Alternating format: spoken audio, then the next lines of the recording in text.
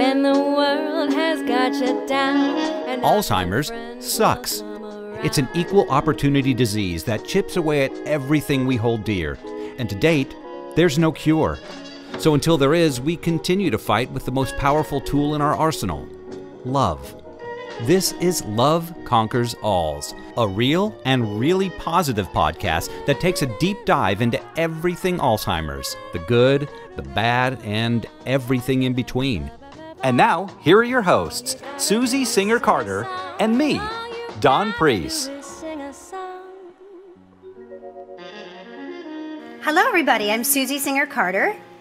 And I'm Don Priest, and this is Love Conquers Alls. Hello, Susan. Hello, Donald Sama. Oh, yes. We've been shogunning. That's because I've been watching Shogun. Put Sama after everything? Yeah, Don Sama. I'm calling the dogs that now. Yeah, they don't like that. Gidget Sama. Alfie Sama. Alfie Sama. I'm going to become the Shogun of my house. It's such an, I mean, I don't know if anyone's seen it out there, and I'm sure a lot of people have, but just, you know, to have to read almost the entire show, it's a challenge. Yeah, it's a commitment. Yeah, it's a commitment. Because you can't go and you can't be on your phone while you're watching or anything. You have and there's to a lot of actually head cutting. watch it. There's a lot of head cutting. Oh, yeah. There's a lot of me doing this, that. There's a lot of that. Yeah, you can't. It's really. I don't know what's compelled me to finish it, but. Yeah. It's a good story. It's a good story. It is a good story. Yeah. So thank you all for coming and listening to us, because we know you have a lot of other podcasts to listen to, but, you know, we're happy that you're here.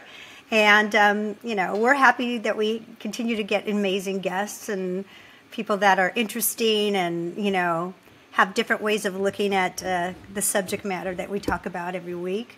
And just a quick update on No Country for Old People, where we have just pretty much locked our picture, and we are very, very tired and very proud of ourselves.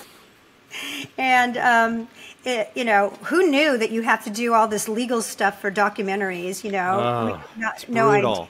It is brutal. We had to go through every single frame of this 3-hour project. And get clearance from what's called a fair use lawyer, so that we don't get sued later on, and that the distribution doesn't get sued. And so we've done our due diligence, and also it's very expensive. So we're still raising money, folks. If you want to get a tax deduction, bring it on. Bring it on, because fair use lawyers are very pricey. Yeah, very pricey. And they know it, too. They know it. It's like, oh, I get to write you an email. That'll be $700. Thank you. I'm not even kidding you. But, you know. It's crazy. But they're really good. They're terrific. So worth every penny, I say. Worth every penny if they ever listen to this.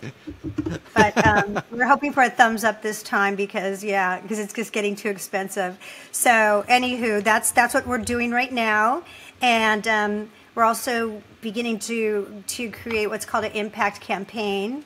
So this is because, as you know, this is not just a movie, it's a movement.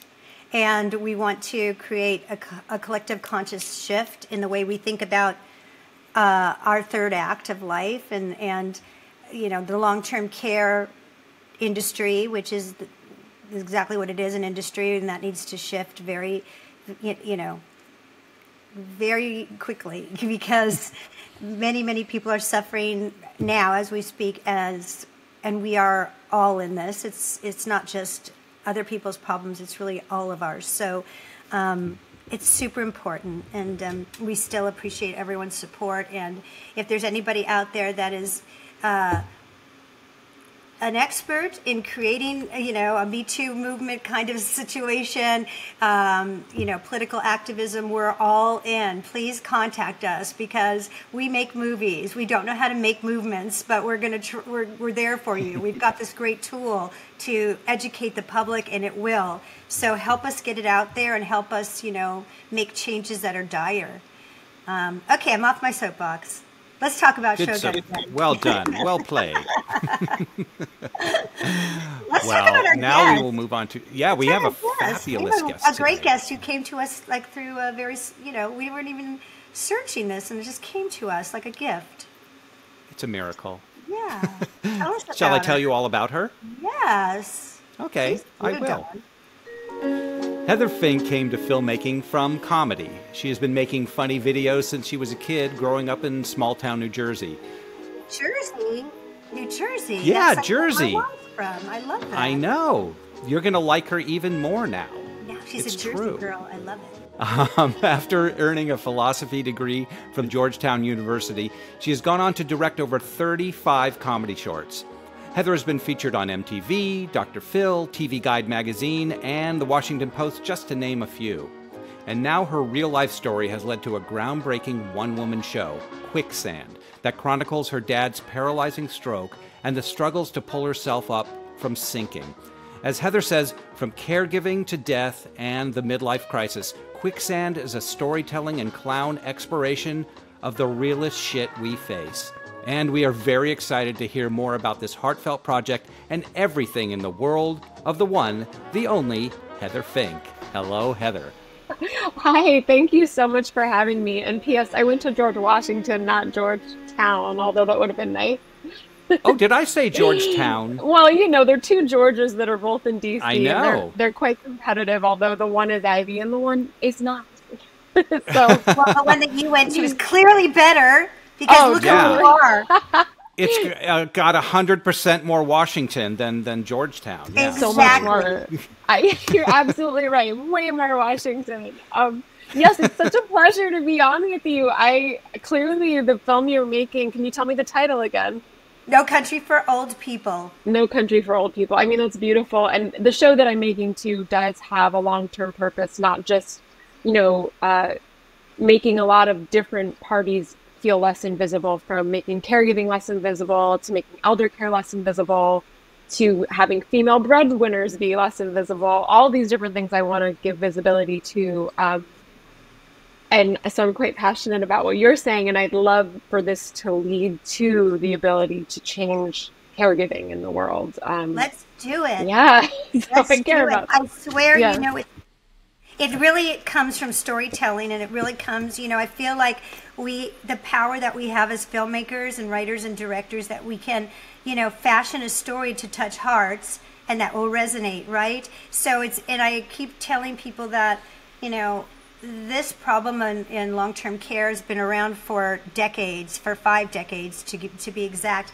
And, and it's not like it's not been talked about, it's been, Frontline and CNN and, and John Oliver, and now everybody's talked about it, but it doesn't resonate when it's just facts. So when you tell a story like what you're doing with Quicksand, that's when you reach people, is when you touch their hearts and when it resonates, it's comedy.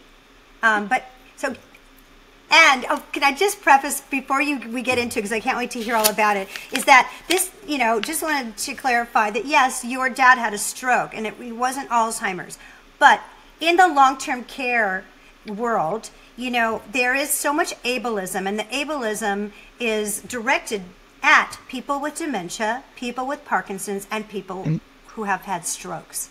Because often all three of those lose their ability to communicate. And when you don't have a voice, that's when you are so vulnerable. And that's why we're having Heather on, because I want to talk about that and how that she navigated that with her father, because I had that issue with my mom. And I think it is, that is the universal issues, that the ableism, the ageism, and then the vulnerability of not having a voice. So Yeah. tell us about you. I mean, Woo. first of all, you're great. Obviously, you've done so much. And that's a whole nother podcast. I'd love to talk about what you've done as a filmmaker and a creator. But tell me about how Quicksand came about. Well, I'm now 42 years old, and I have been trying to make it, and I've gotten very, very close to my big break, like so close, where I had investors in a film and then it fell through, or I was hired to direct these two, major TV shows, and then there was a merger and those shows got canceled. So I've been very, very close.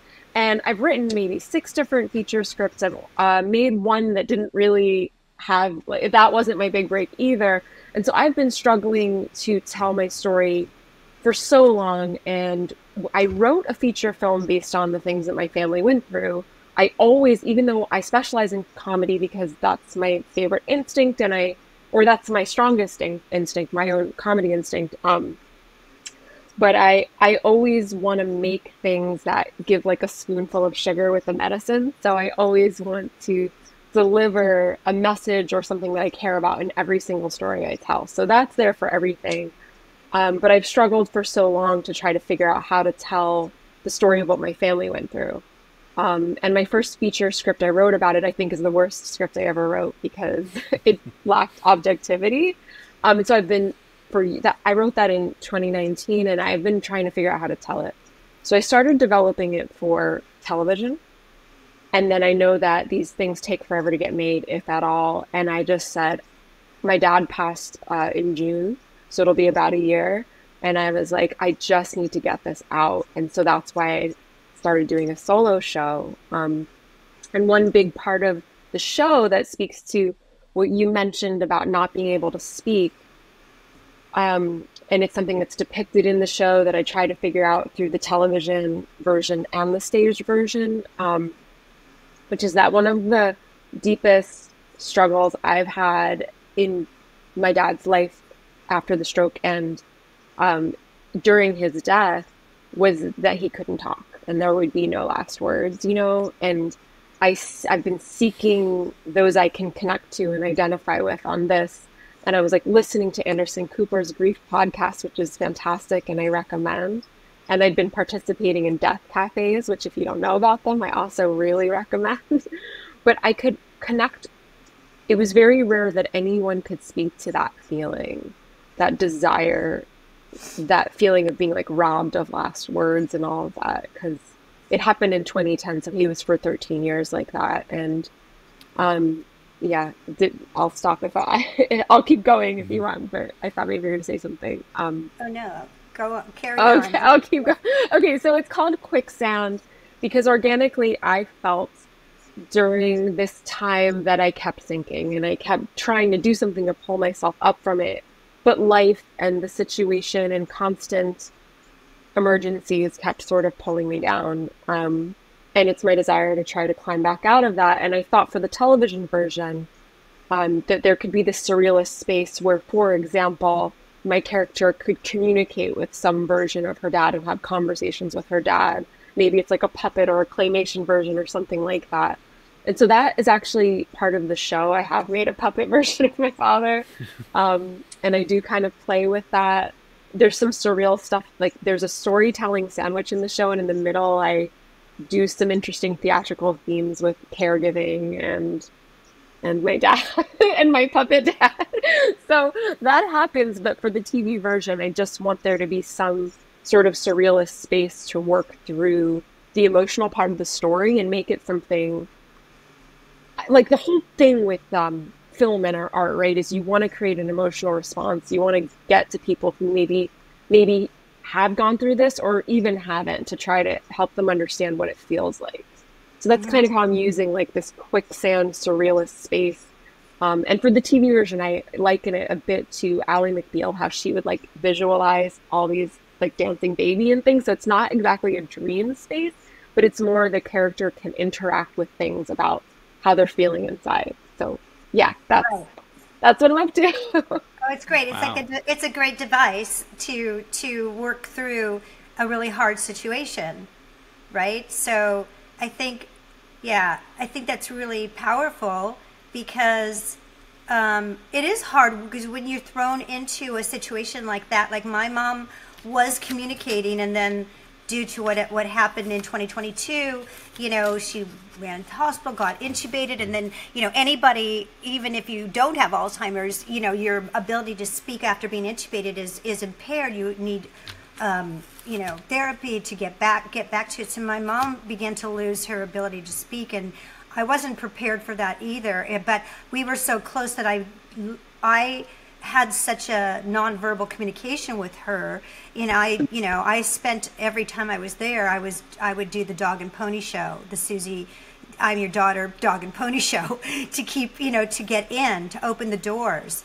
And we communicated, as I'm sure you and your dad, you figured out a way, right? And I literally could make her laugh. I could make her swoon. I could make her throw kisses to me because I would see her look for words. Like she'd look up and I'd go, I know you're looking for the word. You're trying to get it. And I go, I'm here. I got time. Wait. There was one moment, and I'll say this because I had patience, and halfway through, before, it was like 6 months of this chapter when she went into the hospital and then died. About 3 months into it, she just looked at me with clarity and just went, I love you. Like that, like fully articulated, like she ran a marathon to get those words out, and never again. They didn't come out again. But it was a gift. Yeah. But, and I feel your pain because I had to go through walking her out the door without hearing how she felt about it. Right. Yeah. I mean, it really is a deeply hard thing. And I know that there's other people out there going through it, which I think is why you make a podcast. Like I'm making the show, you're making the movie. We do these things to try to connect so that, I mean, the feeling is that you want to make something because for all the suffering or tragedy, you want it to have been worth something, you want to do something with it. So, like I said, there wasn't Alzheimer's in my family, but aside from my dad's stroke, also my grandmother and my dad's older brother was schizophrenic. My grandmother lived with us when I was a teenager. And so I've had a lot of people who aren't all there present in their mind. And you talk about those moments of clarity, I can remember like very rare few moments where you could actually connect and how intense and how you'll always remember those moments for the rest of your life. And so my dad, I think, he had a decent amount of comprehension, although he had a hyper-emotive state where he would either laugh or cry more easily. Like, for example, we tried so hard to still bring him the stuff so we could all have a good life. And we took him to the ballet at Lincoln Center once, and he laughed. He laughed at the ballet dancers, and then he laughed at how inappropriate it was to laugh. And so he laughed so hard, we had to like pull him out of the ballet. Oh my God. Which is, because to be laughing at ballet, like really good ballet, it was very ridiculous. So we had to pull him out. But those kinds of things that happen. And then more recently, something happened with my mom, where my mom has always been like sharpest mind. She was nicknamed the bulldog at work. And she was recently really, in a really bad way, a victim of romance scammers who came, like they target widows. It's really bad. And even then I felt for the first time in my life, like my mom wasn't with it mentally, like just trying to get through to her. And this is something I've been dealing with this past few months, and it's been fairly devastating. But that thing where your loved one, there's like something where you're not connecting, it hurts. It's really hard. Very hard. Yeah. It's a big loss. They're little deaths along the way, Yeah. that we have to come to terms with, and so you grieve them as quickly as possible, and then you go to the next new normal, the next new normal, the next new normal. Yes, it's that next new normal. It's that accepting. Like, for example, I know some people, of course, have both parents will be sick at the same time. And I don't know, I guess I was naive to think I could really compartmentalize it. Okay, when dad passes, we can focus on mom and she can be free from being an intense caregiver again and do all these new things. And then I realized, oh my God, she's so vulnerable and needs help. And I need to think about, maybe I need to move back. My mom's in New Jersey, and maybe I need to move back. Maybe we'll live in the New York City area together. Something like making a plan in that way, all that stuff that I'm recalibrating once again, It's that recalibration, it's that feeling of that sinking in quicksand. But if I can be prepared for it, although you usually can't really prepare for these things. No, you can just prepare for being unprepared is what you can do, right? So you just know that things are going to happen that you're not going to expect. And like, how can you, be resilient to it, and and also acknowledge your own journey, which is difficult. So you know, that's, I think for me, like being always wanting to be strong for my mom, and and coming in with the best face, my dog and pony show, and not wanting to make her feel like she's making me feel sad, because I know she wouldn't like that. So I would try to always be stoic, but you have to honor your own, journey through it, which, and part of, I think, what you're doing, like I wouldn't say that this film, I wouldn't do my film as a way to come to grips with my mother's, the last chapter of her life, that it's too much work and too hard. But on the other hand, it's really for a bigger purpose, but it does help you put it into perspective and to look at it with, a more objective eye, if you can, as objective as we can be with it, right? But I think that it certainly doesn't, I don't think, make it worse. I think if anything, it helps you, process.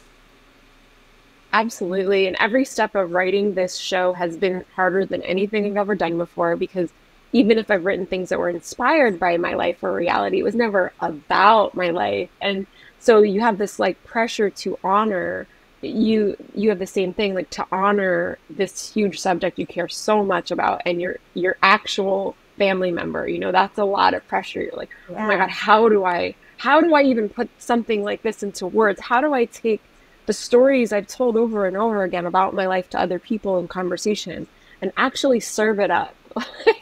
How do I summarize and serve it up? And to maintain their dignity, because you're talking about things that may be, hard when you're talking about, your loved one and how they would feel if they, I mean, obviously he still had his mental capacity. So you waited till it was all done. You hadn't started writing during this, had you? Or maybe you did. I don't know. I did, because I always had this desire to, like, there's such a deep loneliness in suffering through anything by yourself that you feel people can't relate to. So I always had a desire to depict. I wanted people to understand better. I wanted them to understand better what it's like to really live with a wheelchair, like what the caregiving's like, what the dressing's like, what a stroke actually is, because we didn't know how to spot one. And if I can tell your audience real quick how to spot a stroke: FAST, fast, face drooping, arm weakness, speech difficulty, time to call 911 immediately. Like, that's the only thing you can do, is get to the hospital to stop the stroke immediately. My mom didn't know he was having a stroke. She thought it was a heart attack. She tried to give him an aspirin, that kind of thing. So we didn't even know that was a direct, I know that maybe other people know this, but high blood pressure stroke. So watch out for that. And also for my dad, he was healthy, very healthy, and aside from this, and it was his sleep apnea that caused his high blood pressure. So snoring can lead to a stroke, and people should know. They should know, because this is devastating what happened. Yeah, it's something I have, and it's. I've heard, you hear it, but yet you think, oh yeah, but that's not. Well, just monitor your blood pressure. Just monitor it. Yeah, and I do, and I do that, and it's under control right now. So that's a good. Then you should be okay. Information. Yeah, that's what I'm saying. It's not like if you snore, you're going to have a stroke. It's more watch out for your blood pressure if you snore. I think it's more like if you snore, other people are going to have a stroke because you're so annoying. Keeping them from, because they won't sleep. Yeah, that was it. I mean, my dad's snoring was so crazy, but yeah. So that happened. I mean, it is one of those things where it's like he drank in moderation, he didn't smoke, he did exercise and stuff, and it's still, he got really bad. So that, and there was stress in there was all this other stuff going on, but either way, that was, to me, you talked about little deaths, like that happened when I was 29 years old, 2010, and that was actually for me harder to deal with, his stroke, than his passing, because I guess it was like the introduction to intense loss, the loss of his physical identity, the way that his role as father with his physical mobility, but more than the physical mobility, it really was him not being able to talk anymore. It's funny the things you think about. Like, I realize there's this like two levels of missing. Like yesterday, I just saw this image of really gorgeous chocolate chip cookies, and I missed my dad's chocolate chip cookies. But those are from before. Like, that's from when 14 years ago that he could last make his chocolate chip cookies. So this is an old missing. It's not the dad I had later that was making these. And it's strange how the death has made me reconcile with the old version of my dad and the other, like, there's these two versions. I don't know. I get it. I get it. Mm-hmm. I talk about, because I became mommy towards the end, and and I really, like, my mom was always my best friend, and I loved her and admired her and just had a ball with her. And, but in that last stages, like, it was like she was my daughter, and I fell in love with her like a mother would to a child, because I am a mother. And, and I missed fiercely what you're talking about in the beginning, because it was a 16-year, journey with Alzheimer's. I did have those deaths and missed all those things. But once I, transitioned into mommy with my mom, I missed that mommy. I missed that one that I took care of the most. And because it was she was so pure and so vulnerable. And like doing the documentary and looking at her face that we have to edit all the time. And I always tell Dawn, I miss that face. And that's not her face. It's not the face that I grew up with. It's the face that I helped shepherd. And yeah. Oh, no, so you just made me think of this feeling I had. I'm sure you've had many times you had to go to the hospital over and over again. And you just reminded me of this feeling once of going to the hospital and like looking for my dad's room, because it was like a new thing, so I didn't know where his room was. And like, when you like scan through all the rooms and all the beds and all the faces that you don't know, and then you like land on when it's your person, those eyes, like that moment in the hospital where you're like looking at all this sea of strange faces and you like land on your person. They're not strange, and there's like something about that feeling. I don't know. Yeah, the face and what they are. Like, I mean, my dad, that's all he had. He could do yes, no, okay. Mostly everything was said with the word okay. And we did the guessing game, the dog and pony show you mentioned. Like, the guessing game was just such a big part of our life. But he made jokes. I mean, and my favorite joke he used to make is he would like hide behind an object that was obviously too small, like hide behind a coffee mug. Like, and it was so cute because he was using what he had. He was using what he could do. And he would make jokes, and sometimes, I remember the first Father's Day after the stroke, like how much I resented it. Like, I was so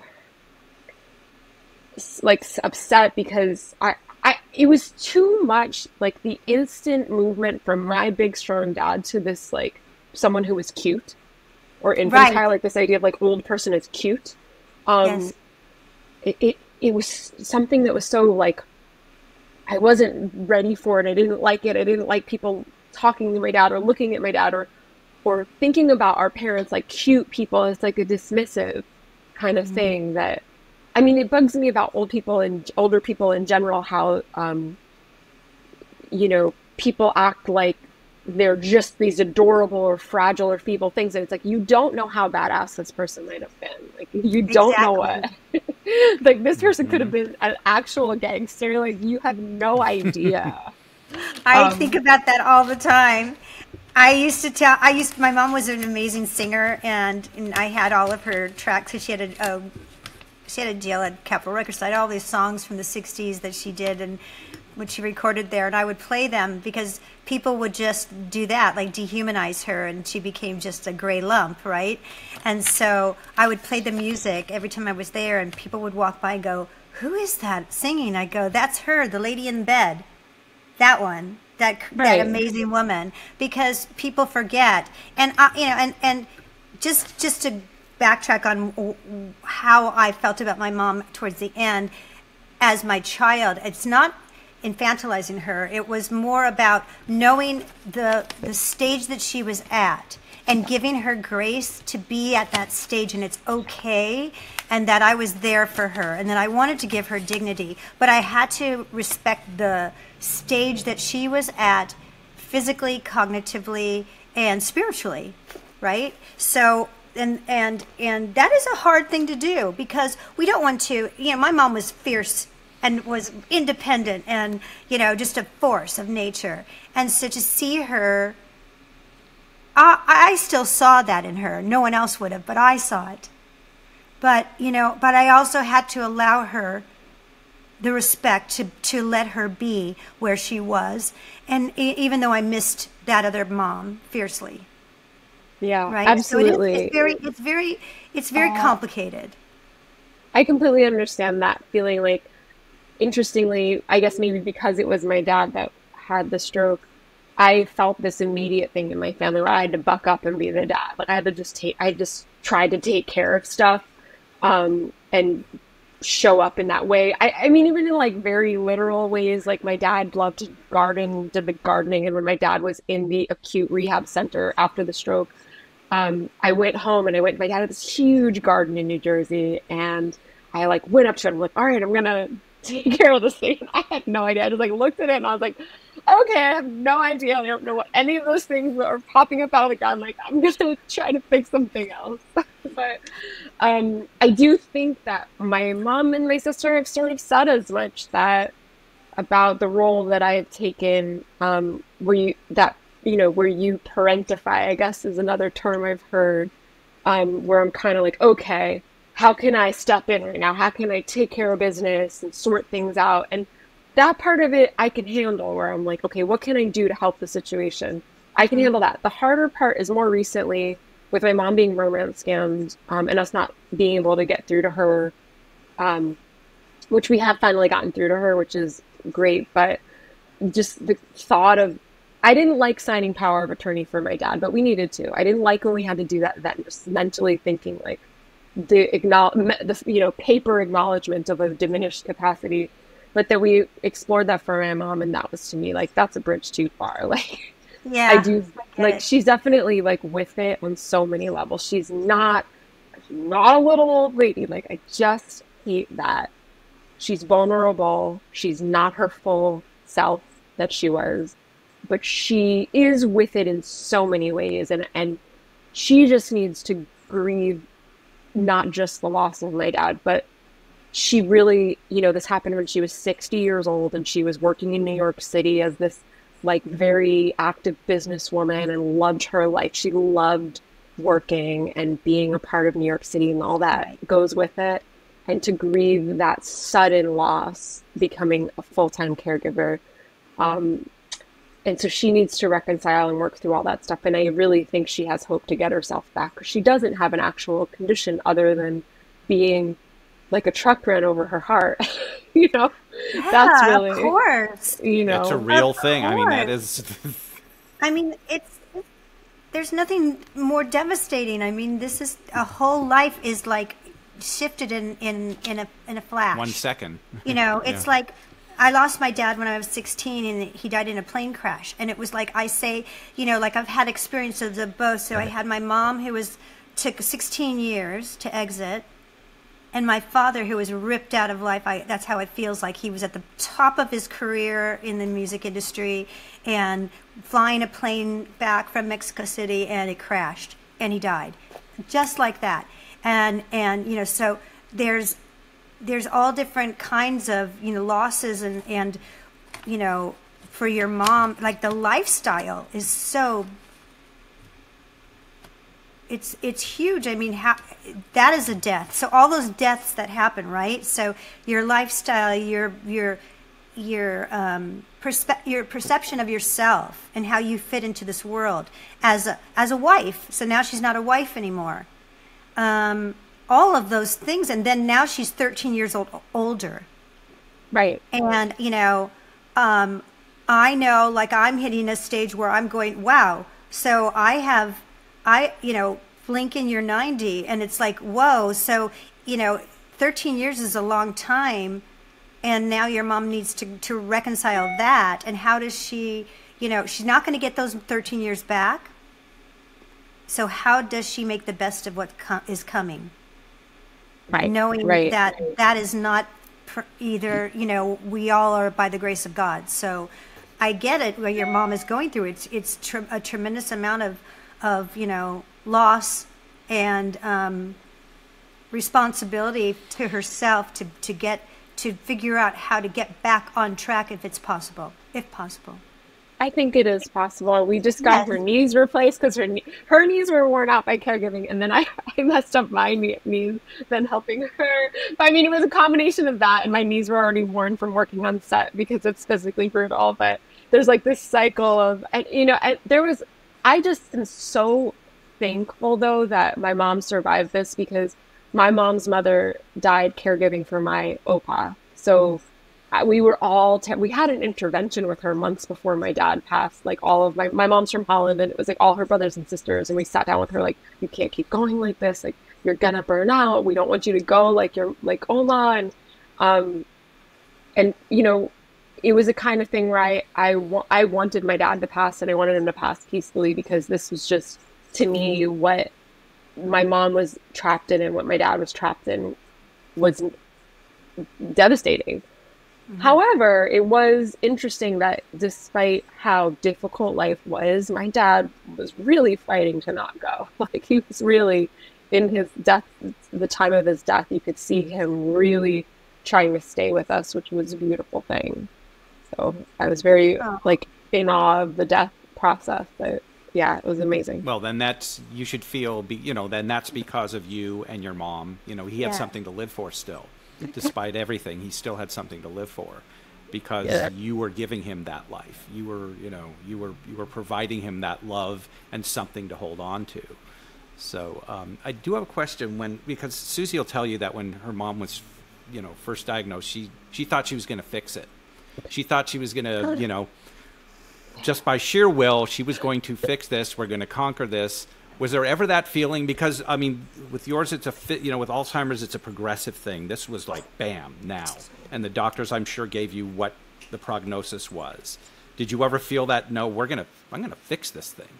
Oh, yes, we did. For years, we fought so hard, because with strokes, physical, speech, and occupational therapy are 3 therapies you can go through to get certain things back. And there's a certain time window where people can get things back. They can get their speech back. They can get their mobility back.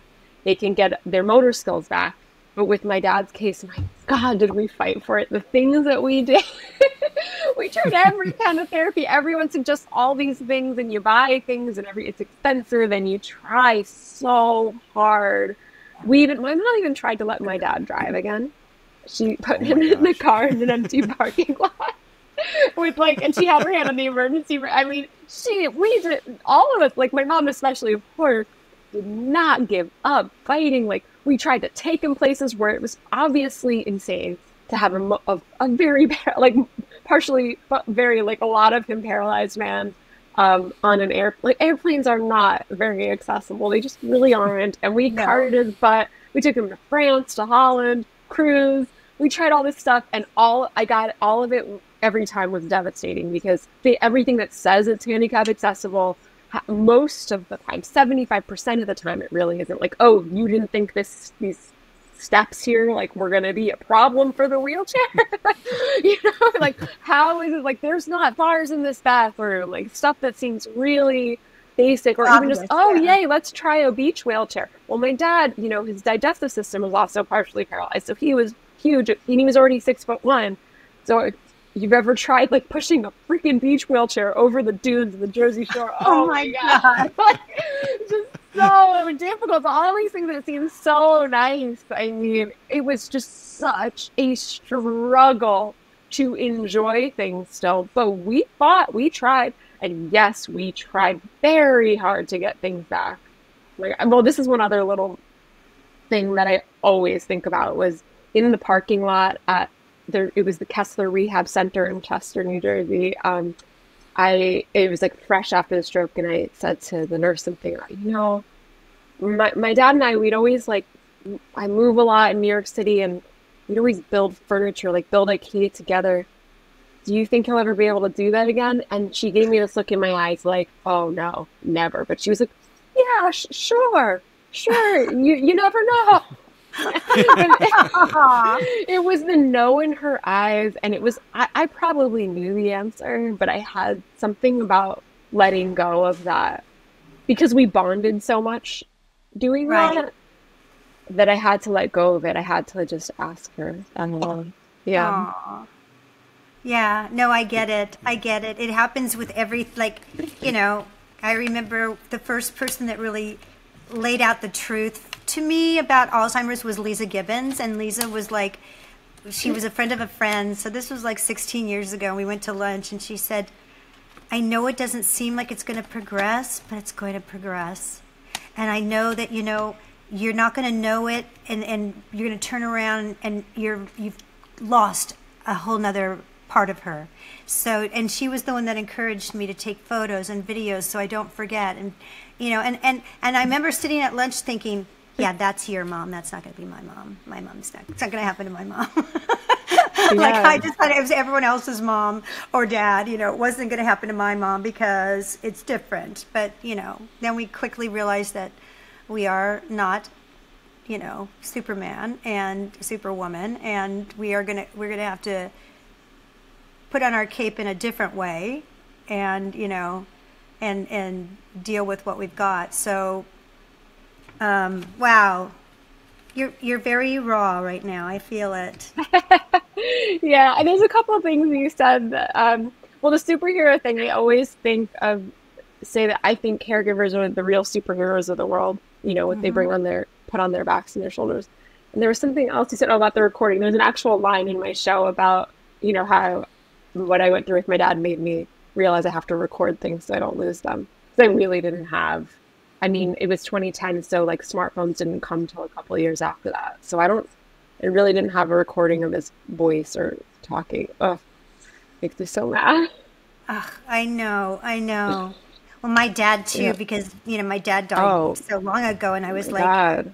You know, I mean, he was such a technophile, and we had, you know, 8mm and stuff like that, and, you know, Super 8 or whatever it was at the time. But, you know, I haven't heard my dad's voice since I'm 16, so I miss that so much. And he had one of those, like, you walk into a room and you know he's there kind of guy, you know, and he's like this big, booming, masculine guy with, you know, tons of charisma, and you're just like, I wish I could just hear that voice because it's been so long. Yeah. But I feel, especially like your mom being a recording artist and your dad having, you know, you have films, but you're filming the wrong thing. Like, you're filming this beach, film you, I need you, you know? I know. There's a quick anecdote. I went to take all my mom's vinyl and had it digitized, and I went to, in LA, there's this legendary master who masters from records and or mastered onto records, called Bernie Grundman, and it turns out that my father was his mentor. I didn't know that. My father was very big in that industry, and when I was there, they were still using my father's equipment, and so Bernie Grundman happened to be there, and he came to tell me all about my dad, like all these anecdotes and how bigger than life he was, and he was explaining to me, because I said it's so odd because I don't understand. Here's my father, who invented the conversion from mono to stereo, was one of the top engineers of his day, and I do not understand how the sound gets into the vinyl. Like, I do not understand it. So Bernie was trying to tell me it's just like your eardrum. It's all, you know, pulses, and the pulse goes into the cutter, and the cutter puts those pulses into the vinyl, right? And he said, and at the time when your dad was doing it, and he was teaching me, he said, you know, it's very sensitive. It picks up all sounds. So at that time, you have to be very quiet. Well, he goes, do you ever remember your father being quiet? No. So, and he said there's so many times where he would be talking and it would get into the recording that they were like mastering onto the vinyl. Oh. And I said, you have to find those for me, because I haven't heard his voice in so long. But I haven't been able to follow up with him and get it. But I know his voice is out there on some vinyl. Yeah, I hope so. Room. That would be such a it would like, be treasure. Amazing. Like, it would be like strange, and I don't know, it just would be incredible. But I understand what you're saying. So tell us about your show. Where is it? It's opening in June?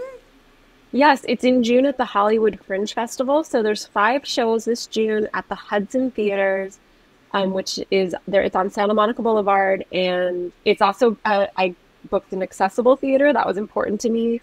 Good And girl. yes, um, and the first show, well, the preview is June 8th, and then I believe it's the 15th, the 23rd, the 27th, and the 29th. It's mostly weekends, but there is one Thursday, the 27th. Um, and yeah, so part of Hollywood Fringe, you can look up Quicksand Hollywood. I think if you just Google Quicksand Hollywood Fringe Festival or Quicksand and my name Heather Fink, you'll find a link to buy tickets. That's great. No, I'm definitely we're definitely going to go and see you. Oh, So, yeah. are you going to record it? Are Yeah. you going to have somebody record it? I So you am can- going to record it. I thought about having live stream, but I decided against it because the show is, first of all, so intimate. And I really look at this show as a first run. Like, I want to do it more. I want to bring it to New York. I want to make it even longer because I have a couple musical numbers there was no time for. And this is an hour Love show. it. So. I love it. So I just want to keep developing and doing it more. And this to me feels like a first run, the beginning of Gotcha. something. And because it's 5 shows, I really hope to fill those seats. But I know for Fringe, it's normal to do that many shows. I hope to maybe go to the Edinburgh Fringe, which is like the big center of the Fringe Festival next year. Yeah, so I just want to keep developing and doing more and more and hearing from audience, hearing from people who've been through this. Like, do you feel seen in this? What do you want to know more about? I want to hear from people as well. And I hope to make this a television show, and I want to incorporate as much of this world through this, what would be a family, instead of dramedy, I'm calling it a traumedy, as much as I love can. that. love it. Traumedy, that's so great. Traumedy, that's Yeah. great. Yeah. Is there anything, as we've been working on the documentary, there's so much, it's obviously about Susie's mom, and there's some moments and that Susie's just like, can you please fast forward through that? And she's had to compartmentalize, and I have too, because I was very close with her mom, just so we can get through it and really treat it like it's like, is there certain parts, either as you were writing or as you're rehearsing, performing, that consistently hit you, and how do you deal with that? Do you just use it, or do you just say, no, I got to put that aside? And what are, I mean, you don't have to tell me all of them, but Well, just yes, an example. yes, absolutely, writing it. And the crazy part too is that there's so much, because I can't have the show be too long. That's not pleasant for the listener or for the audience. So I do have to pick and choose, and I've cut a lot of stories and stories that I feel are essential. And I've really focused it down to what I think are the most important focuses for the show. But as I was writing it, getting it out, gosh, it's such a normal thing as a creative or a writer that when you write anything, you'll beat yourself up. You'll get this self-doubt thing that goes, oh, this isn't good, or this is hard, or it's not coming out right, or what business do I have to say this? You go through all that stuff. So I knew that was familiar when I started facing that. But in this, it was even more like I was procrastinating big time. And it was like, Heather, you have now. Write the scene. Because so much, I mean, if I were to tell you specifics, I'll tell you what I actually tell in the show is stuff that's going to be hard every time. I tell the actual story of his death. I tell it very specifically because I don't think natural death is depicted. I just don't think it's depicted much at all in a real way. Murders and bang, bang, you get shot kind of deaths are depicted. So I do tell the story of his death, and I tell the story of his stroke. And I also give a lot of backstory of myself and my family, because part of the concept of Quicksand is how we lose ourselves in these things. So I want to sort of set up, okay, here's who we were, here's who I was. And I want to ask the question of like, am I still that person? We always talk about, as we get older, or I'm not that person anymore, but like what parts of us still really are, always are, or what parts are lost, or what is actually gained, like that we've grown. So I ask a lot of those kind of questions. But I cut out some of my really favorite, super fun stories from my own life too, because I was like, the point of anything I'm going to share about myself has to be the story of my own life's personal goals. So I'm only going to tell you about that stuff. I'm going to cut this other stuff out. And then with my parents and my dad, I sort of did want to set up what was going on in our lives before that. And I want to tell you the story of the stroke, but part of so one thing I'll say is sort of do this clown-like demonstration of caregiving, which I think you can imagine could easily lend itself to clowning. You never caregiving for someone. So that's something that I do, because I think rather than tell you all of these specific stories, I will rather take you into the emotional feeling of doing. So I've sort of summarized some of the stories because I'm mindful of the audience. I'm mindful of them getting something out of it instead of just like exhausting them with like, this happened, this happened, this happened. But so because to answer your question about what's been hard to get through, it's so hard talking about yourself and trying to summarize yourself, period. Whether it's the happy moments or the sad moments, and owning up to your own like midlife crisis career failures in the entertainment industry. I mean, that doesn't feel great, but I think it's worthwhile because I know other people connect. I think even super successful people feel like failures in this business because it's designed to make you feel inadequate. It's designed that way. Well, yeah. I relate to it. Even in the documentary, I knew that we had to establish my relationship with my mom and who I was at before and what my life, like, you know, one of the people in the what was there? It was the chaplain from hospice. You know, came in, wrote about me in the notes in the medical records, saying, you know, this poor girl's dedicated her entire life to her mother, and you know, I'm so worried about what'll happen after her, what her life will be like after her mother dies. And I was so offended by that because of her, you know, shallowness to even write something like that. And that my fear was that, is there anybody out there that would think that I was this helicopter daughter? I wasn't a helicopter daughter. I had a life. I have children. I have a career. I dance. I do this, you know, and I wanted to show that I'm a full person. And then I was watching it, you know, in our first cut, and I'm like, oh my God, cut me out. There's too much of me. It's like too much, right? And you know, there is the coming to Jesus kind of like, you know, looking at yourself and going, you know, is that important? How does it support the message we're trying to make? And that is very difficult from, you know, our perspective as writers and creators, and then the people who are you know, deeply enmeshed in this narrative, you know. So it is quite a challenge, and I understand that, what you're saying, completely, 100%. And it's very delicate. It's a delicate dance. Absolutely, yeah. Delicate. Yeah. There is even a moment like of jokes I cut out. I had sort of like a joking moment about my mom. I mentioned the scamming of my mom, and it's too raw for me, and I hate it. I don't want to make fun of it. So sorry, audience, you're not getting that laugh. Like I'm not giving. It's right. It's all as personal as it can be what we're doing. Very personal, and you know, and I do think that, you know, I'll credit Phil Rosenthal. I saw him talk. My friend moderated a talk with him, who was the showrunner of many things, but you know, Everyone Loves Raymond, and he talks about how, you know, universality is in the details.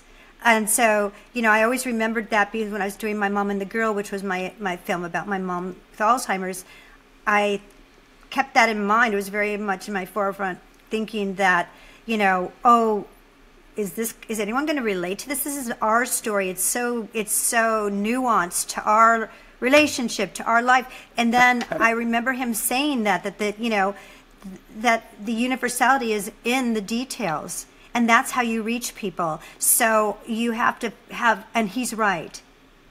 So you have to have faith in that. And, you know, and we saw that firsthand. Like Dawn and I did the festival circuit with that film, and you know, it was tremendously successful. And and besides in the edit bay, we're like, is anyone gonna care about this? Does this relate to anybody? And we were like, we did not know, you know. I didn't know. I just had to be truthful and tell the story. And I wanted to make sure that I showed, you know, the traumedy of it. Like you said, I'm totally stealing that now, Heather. I love it so much. I will credit you. You can license it from her. I love it. But I had to show the traumedy of it because there was so much comedy. Mom and I related with comedy, you know, and that's what I loved about Valerie Harper, was that she had that lovely balance of heart, empathy, and and the funny bone, you know? Yeah. And it was like she was the perfect person to play this role. But, you know, I had to lean into that and say that those moments are what will touch people, even if it's not what happened to them, it's the authenticity of it. I can't wait to see your film. I have to see that. It sounds like you're both. I loved it. I have to tell you, this is my favorite interview I've done because it's so rare that you get to connect both on like the caregiving and elder care elements, but also that we're creatives and we're trying to take what has happened to us in our hearts and not just make something of it that's useful, but it's make something that's useful to others, you know, so that they can learn, they can connect. And that is such a beautiful quote about, you know, the universality being in the details. That's always true for comedy. You know, the more specific like a joke or a detail is, the more someone can laugh, because even if it's not their detail, it can be next to their personal detail. Totally. Like, I recognize real. Yeah, authentic. It's real. Like the more specific, the more real. Yeah. So I would love to see your film. And there is that thing like when you say something or it's just you there's something that's very isolating about a solo show that's like in my head for so long. Like the first time there's a quicksand fairy that comes into the middle of the show, but there's one other person, and when I ran lines with her for the first time, God, was that satisfying. It's like, oh, thank God. That's probably the more fun part of the show. But yeah, it really does feel like a lot. And there's been moments where it's weird to retell the story of your dad's death in great detail over and over again. That's a weird thing to do, you know? I get it. Yes. And it's probably weird, like showing these clips from your life, you know, over and over. I don't think we detach from it though. We can't detach, but we can compartmentalize. Yeah. That's what I do. Yeah. You know, because my biggest fear was my whole life is my mom dying. My whole life. Like, we used to laugh about it. She'd go, well, don't worry about it because we don't die. We're not dying. You and I are not dying. That's the way it goes. We're not going to do it. We joke around about it, you know, and like, but if anything happens to you, Susie, I'll be jumping in right after you. So don't worry. You know, there was that kind of thing. And when it was coming, and I kept telling the doctors, she's not ready to die. But I said, I'll know because we communicate. I will know when she's done. I know that 100%. And I had to, you know, woman up, you know, for lack of a better term, to be there for my mom and let her know that I was, you know, I was okay with it because she knew what a big baby I was about it. And I wanted to not be the big baby. I wanted to be strong for her and me. And, you know, the last thing I say in the final the voiceover in the film is that you taught me how to live and now you taught me how to die. And I watched her die so beautifully, and I'm glad I'm glad that I was the one, and I'm glad that I got, you know, I like took all the tubes out and laid down next to her and cuddled on her and loved on her, and it was one of my favorite moments. It's one of my best memories, and I'm glad I had that time to do that. And so important, and I just felt proud of myself and proud of my mom. Yeah. For a life well lived and for her being such a badass, strong girl for the last 6 months. And I told her, you did such a good job. I'm so proud of you. It's really wild, like how, like I love hearing. I mean, hearing you say how much the death was beautiful and meaningful and powerful for you. Like that's what I experienced too, and I do wish people would talk more about that. It was miraculous what I witnessed. So. Agreed. Yeah. Agreed. And I loved my mom more than anything. And it was my biggest fear. Like I used to just go, I can't. And I had a guest on about 2 years before on our show, who's still my friend now. And Trish Lobb, and I adore her. And she's very, strong, empathetic woman who is, you know, close to like a death doula and wrote books about it. And she told me on my podcast, before my mom died, you know, I wasn't even thinking of her dying yet. I just said, I don't even like to think about it. It's going to be my hardest thing in the life. She said, it's going to be beautiful. You're going to be strong, and you are going to get through it because I see you. And I had that in the back of my mind the whole time. And if it wasn't for her framing it that way for me, I don't know if I would have been able to view it like that. But I went into it because I really trusted this woman and thought it's going to be what it is. It's going to be as beautiful as a birth is this death. That's amazing. I mean, I don't know. People who are death doulas, that is such a beautiful thing for anyone listening to know that a death can be beautiful, a nonviolent death. It should be. It should be. It's honor. It's spiritual. It's a transition, and if anything, it should be the most dignified thing that you can go through, if at all possible, because it is your moment, your exit. It should be spectacular. I made the room as beautiful as I could in the hospital. I put, everything I could. I didn't know how to do anything. I just did from my gut, and I just tried to make it as peaceful and loving and warm and safe. And that's all I could do.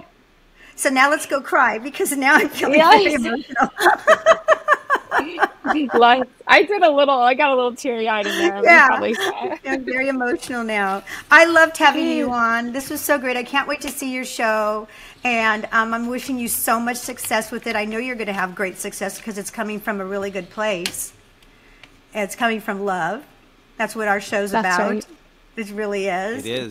It is. Do you know why, Susan? Why? I do, but tell us. That's because love is powerful. Love is contagious, and love conquers all. We do thank everyone for watching and listening today. Please, if you're in the LA area in June, go check out Quicksand with Heather Fink. And as Susie said, we can't wait to see it. Cannot wait. And like, share, all those good things. Subscribe to our podcast so more people can hear it. And we will absolutely see you next time. Have Thanks, a great Heather. day. Take care. Thank you both so much.